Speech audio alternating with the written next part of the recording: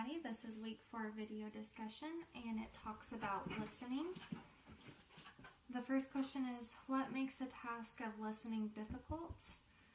I think that would be speakers who have monotone voices.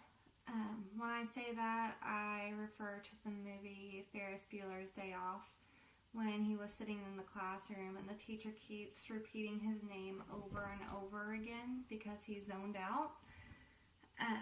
The consequences of poor listening would be missing important information or things that you might have to remember for future references. How might these interpersonal behaviors translate to the workplace? For me personally, I know listening is important because when a customer is frustrated either over the phone or in person, it's best just to let them rant about their problem and listen.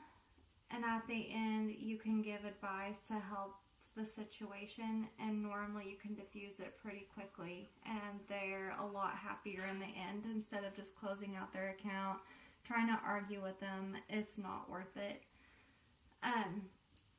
Provide a personal example of an instance in the workplace in which you had difficulty focusing on a speaker's message. What steps could you have taken to listen more actively?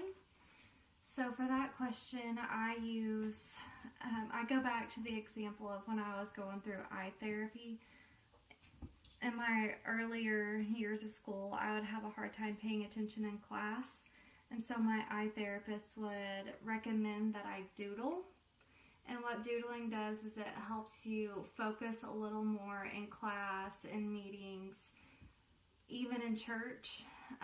I know a lot of the times it may not look like I'm paying attention, but when I doodle certain things, it helps me focus more on what's being presented.